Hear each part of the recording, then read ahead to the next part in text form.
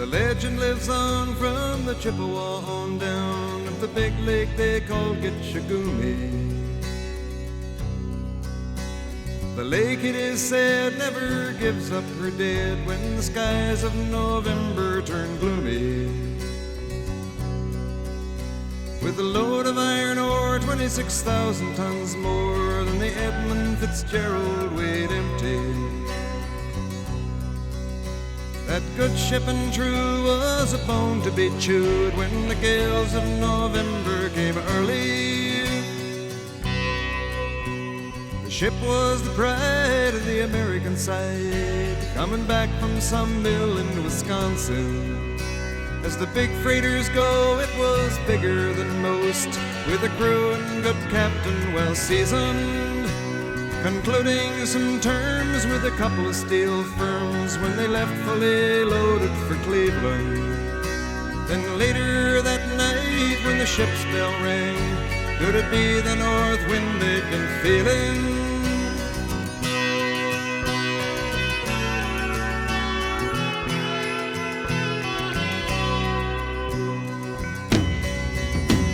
The wind in the wires made a tattletale sound, and the wave broke over the railing.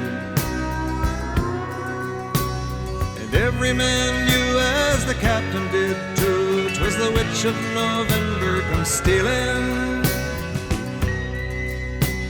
The dawn came late and the breakfast had to wait when the gales of November came slashing. When afternoon came, it was freezing rain in the face of a hurricane west wind.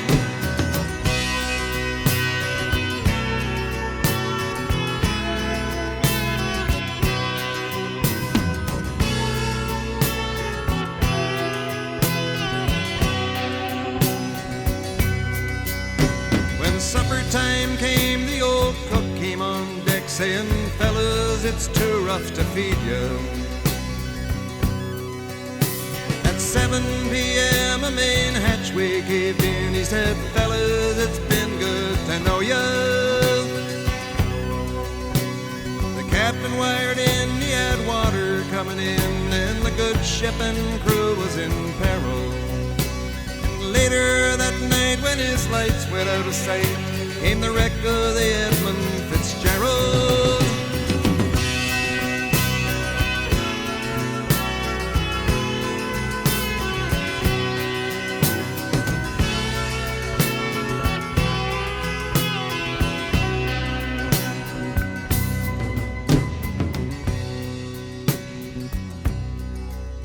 Does anyone know where the love of God goes when the waves turn the minutes to hours?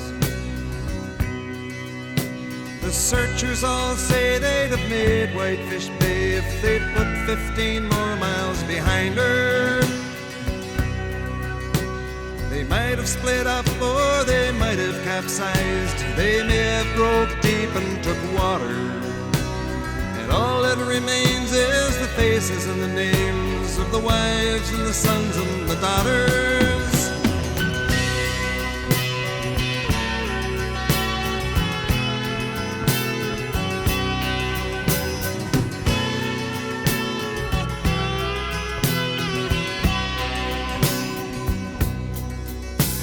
Lake Huron rolls Superior sings in the rooms of her ice water mansion.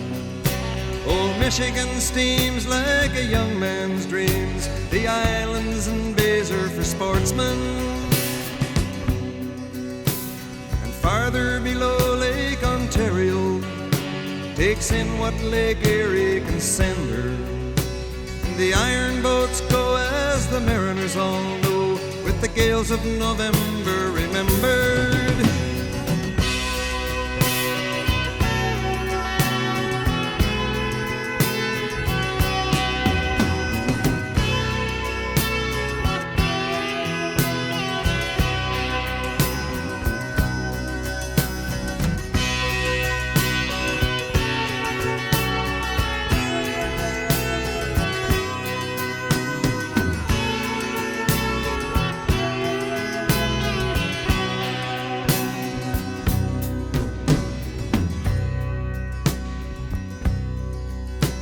In a musty old hall in Detroit, they prayed in the Maritime Sailors' Cathedral.